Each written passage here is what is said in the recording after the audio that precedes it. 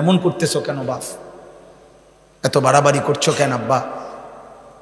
ইসলামকে এভাবে প্রত্যাখ্যান করছো কেন? নামাজকে এভাবে ছেড়ে দিচ্ছ কেন বাবা? বিষয়টা কি বলো না বাপ, কি করতে চাচ্ছ? সারা দিন রাত তোমরা যারা নারী দেখো, ছবি দেখো, বাবা কয়টা মহিলার জন্য তুমি এমন করতেছো? কয়জন নারী দরকার তোমার বলো না? সারা পৃথিবীর সব নারী তোমার দরকার? এক পুরুষের যৌন চাহিদা পূরণের জন্য কয়টা বেটি দাও? তুমি এরকম করতেছো না? তুমি যে সারা রাত দেখো উলঙ্গ ছবি, তোমাদের চেহারা দেখে তো বোঝা যাইতেছে আব্বা নামাজের কোনো চিহ্ন নাই অধিকাংশের চেহারা। আমি দাঁড় করাই বেনামাজি, আমি এখন দাঁড় করাই 100 জন দাঁড় করাইলে ইনশাআল্লাহ 98 জনে ঠিক হবে, হয়তো 2 জন ভুল হইতে পারে। বেনামাজির কোনো দয়া মায়া থাকে না চেহারায়। কালো পাষাণ এক জালেম, এক নিকৃষ্ট হাইওয়ান ছাড়া বেনামাজির চেহারার মধ্যে কোনো সৌন্দর্য থাকে না। ওরে দেখলেই বোঝা যায় এটা জঙ্গলি, ওরে দেখলেই বোঝা যায় ওটা আল্লাহর নাফরমান, ওরে দেখলেই বোঝা যায় ও নবীর 23 বছরের চোখের পানির কোনো কদর করলো না। তোমার ঠিকের লাগে আমি বইয়া না, এই তো বোটে খারাইছি না। আমি স্লোগান দিতে বিশ্বাসী না, স্লোগান অস্বীকার করি না, কিন্তু বিষয়টা হলো মূল বিষয় ভাব স্লোগান না। আজ প্রয়োজন সেজদার, আজ প্রয়োজন গুনাহ ছেড়ে দেওয়ার, আজ প্রয়োজন মালিকের কাছে চোখের এক এক ফোঁটা পানি ফেলার।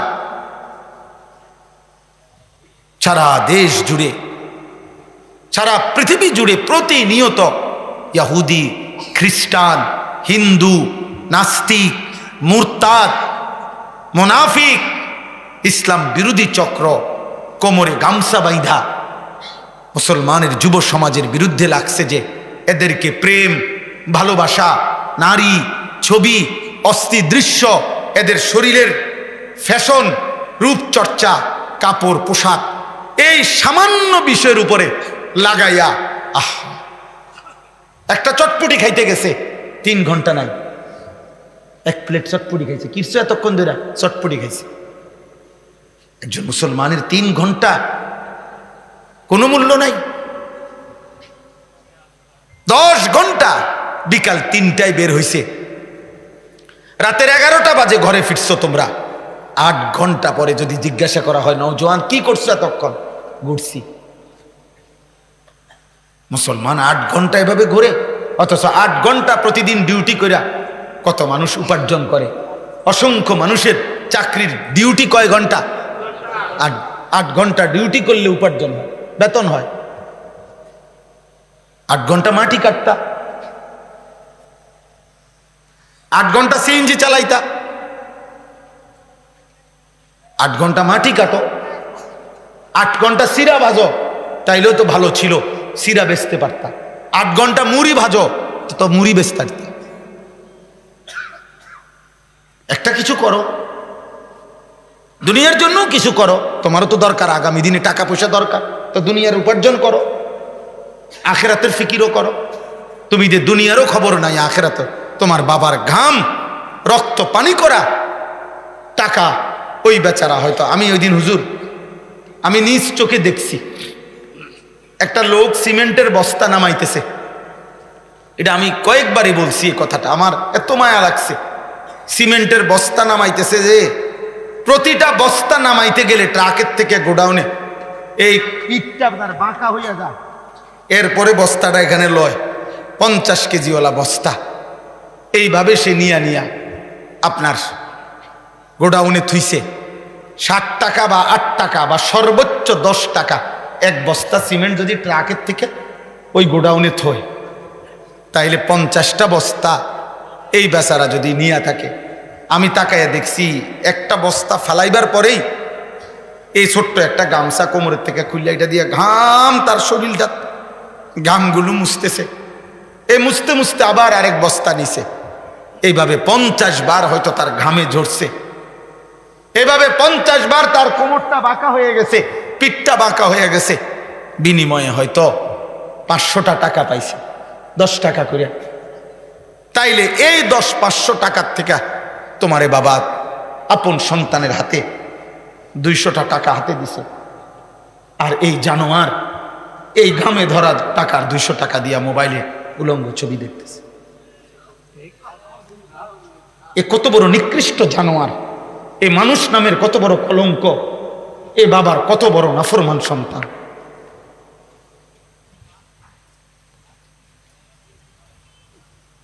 তুমি যদি প্রবাসীর ঘাম দেখতা তো বুঝতা প্রবাসীর কি পরিমাণ ঘাম ঝরে উপার্জন। আমি তো দেখছি সৌদি আরবে প্রতিবারেই হজ উমরায় গেলে আমি তো প্রবাসীদের রুমে রুমে যাই, প্রবাসীদের সাথে আমার বহুত সম্পর্ক আলহামদুলিল্লাহ। প্রবাসী আমাদের অনেক মহব্বত করে, অনেক কাঁদে। এইবারও হজ্জের সময় এক যুবক আমারে জড়ায় ধরে বলতেছে, হুজুর 16 বছর আজকে বিদেশে আসি, চিৎকার দিয়ে কাঁদছে ফোলাটা আমারে ধরে কইতেছে, হুজুর আমাকে কিচ্ছু নাই জীবনে, আমাদের কোনো কিছু নাই, আমার লাগে দোয়া করেন। তা আমি বললাম কেন নাই?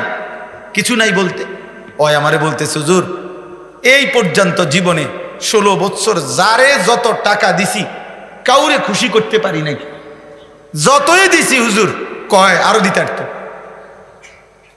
দিছি 10,000 কতে ইতে একটা বিদেশ তাইতে ইচ্ছা করলে 20,000 দিতে পারতো। বুঝেন নাই কথাটা? কাউরে খুশি করতে পারি নাই। সবাইরে কথা হইলো এটা, আমি প্রবাসীর কাছে আরো টাকা আছে, আমার সব দিয়া লাইছি হুজুর, আমি কাউরে খুশি করতে পারি নাই। আমার এত মায়া লাগছে, আহা এই টাকা দিয়ে তো তোমাদেরকে পাঠায় বাবা, সেখান দিয়েই তুমি নারী দেখো, ছবি দেখো।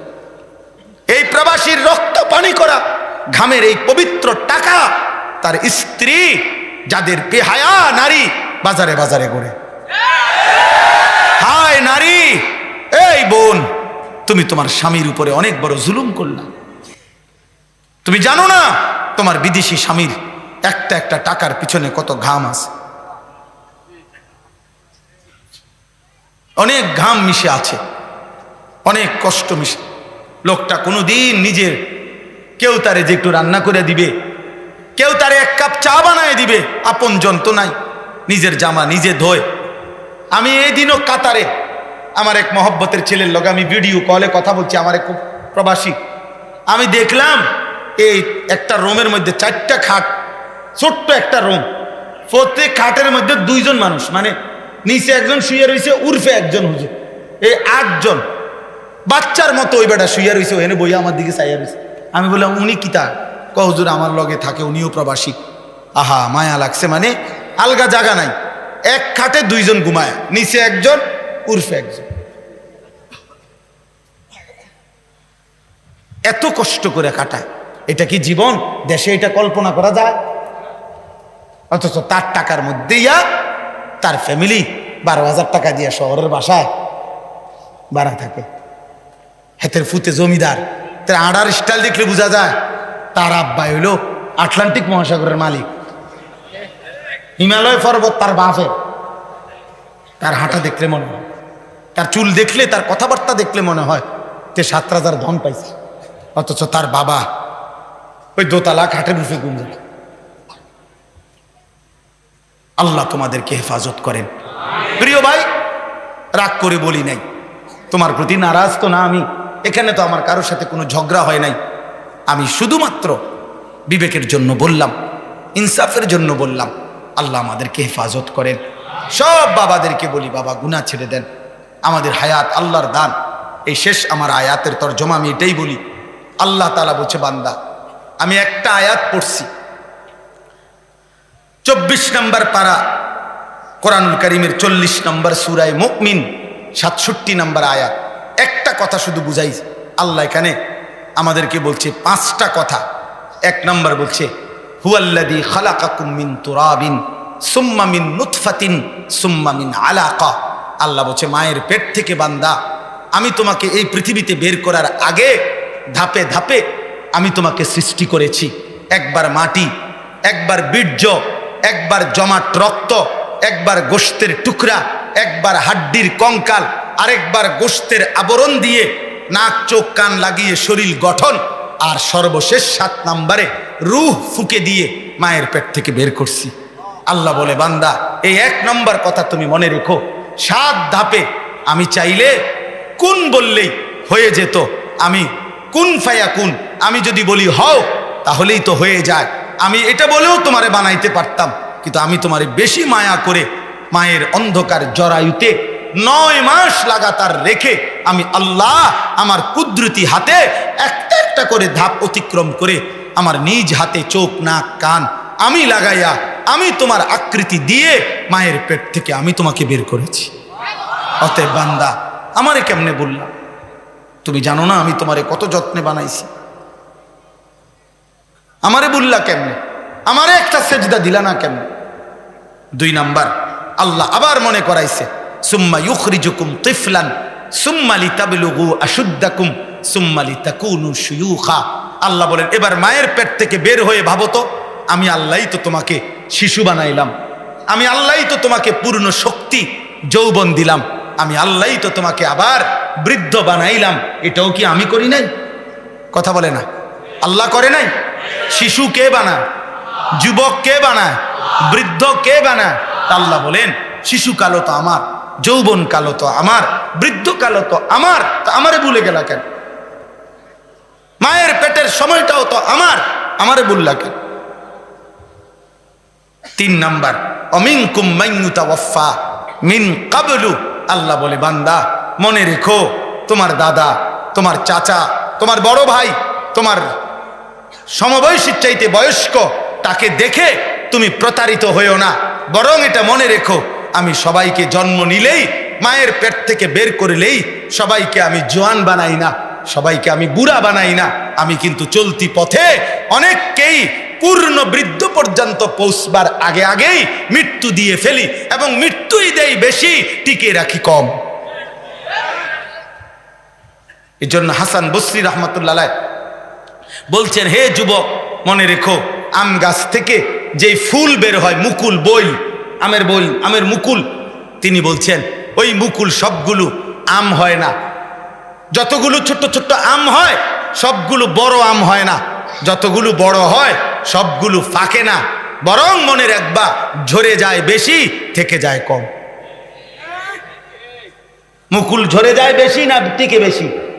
ছোট্ট আম, ছোট্ট ছোট্ট যে পিচ্ছি পিচ্ছি আম ধরে ফইলা, এগুলা বেশি টিকে না ঝরে যায় বেশি? এই জন্য বলছে ঝরে যায় বেশি, টিকে থাকে কম।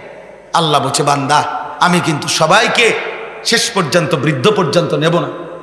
আমার এক বন্ধু মৌলানা মোতালেব হুসাইন সালিহি, বক্তা আলেম, মৌলানার ছেলে মেয়ে, তার 2টা ছেলের পরে একটা মেয়ে হয়েছে। আজকে 1 মাস অসুস্থ ছিল, নতুন 1 মাসের বাচ্চা। গতকালকে রাত্রে 10টা বাজে নিঃশ্বাস আটকায়া বাচ্চাটা মারা গেছে। আজকে সকাল 11টা 11:30 বাজে দাফন হয়েছে। অনেক কাঁদতেছে যে ঢাকা হসপিটালে ছিল, রাত্রে 12:30 1টা বাজে যখন আমারে কথা বলতেছে, কাঁদতেছে আর বলতেছে, আমার সন্তান আমার কোলে। এত ছোট বাচ্চা, তোর অ্যাম্বুলেন্সে আনার দরকার নাই, ওই যে আমার সন্তান আমার কোলে, আমার দিকে তাকায় আছে। তাইলে বাপ, আল্লাহ বলছে, বান্দা অহংকার করো না বান্দা, আমি যখন তখন মৃত্যু দিয়ে ফেলব। কাজেই মৃত্যু আসলে আর আমলের সুযোগ হবে না, হায়াত না পেলে আর আমলের সুযোগ হবে। কাজে আজই নামাজ পড়ো, বলো ইনশাআল্লাহ। সর্বশেষ আল্লাহ বলেন, ওয়ালিতাবলুগু আজালাম মুসাম্মা ওয়ালাআল্লাকুম তাকিলুন। আল্লাহ বলেন, আমি কিন্তু কাউকেই অনির্দিষ্ট, অকালে, অসময়ে মৃত্যু দেই না, কিন্তু আমি প্রত্যেকের জন্য হায়াত নির্ধারণ করে রেখেছি। ওই নির্ধারিত সময় পর্যন্ত পৌঁছাইয়েই আমি মৃত্যু দিয়ে থাকি। অতএব কেউ অকালে মরে না, নির্দিষ্ট সময়ে মরে। কখন মরে বলে না? নির্দিষ্ট সময়। ওয়ালাআল্লাকুম তাকিলুন।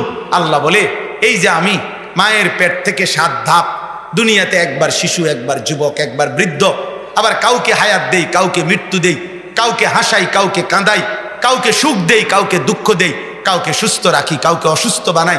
এই সবটা আমি কেন করি? যেন তুমি বুঝতে পারো প্রত্যেকেই যে তোমার কোনো ক্ষমতা নাই, মূলত আমায় আল্লাহর ক্ষমতা। অতএব ইনসাফের দাবি, আকলের দাবি, বিবেকের দাবি, যুক্তির দাবি, বাস্তবতার দাবি। আমার দেহ, আমার শরীর, আমার শৈশব, আমার যৌবন, আমার বৃদ্ধ, আমার রাত, আমার সুখ, আমার দুঃখ, আমার আনন্দ, আমার বেদনা, আমার সুস্থ থাকা, আমার অসুস্থ, আমার নিঃশ্বাস, আমার হাতের নড়াচড়া, আমার বিন্দু বিন্দু নড়াচড়া, জীবনের প্রতিটা স্পন্দন আমার আল্লাহর হাতে। অতএব ইনসাফের দাবি, আল্লাহরই ইবাদত করা, আল্লাহরই গোলামি। এটাই আল্লাহ বলছে। তুমি যেন বুঝতে পারো যে আমার ইবাদতই করা উচিত, কারণ তোমার তো কিচ্ছু না বান্দা, সবটা তো আমার।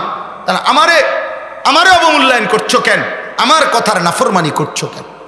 আল্লাহ আমাদের সমস্ত কিশোর নওজোয়ানকে হেফাজত করেন। বয়স্ক বাবারা গুনাহ ছেড়ে দেন, পর্দার আড়ালের মা বোন গুনাহ ছেড়ে দেন, 5 ওয়াক্ত নামাজে অভ্যস্ত হন।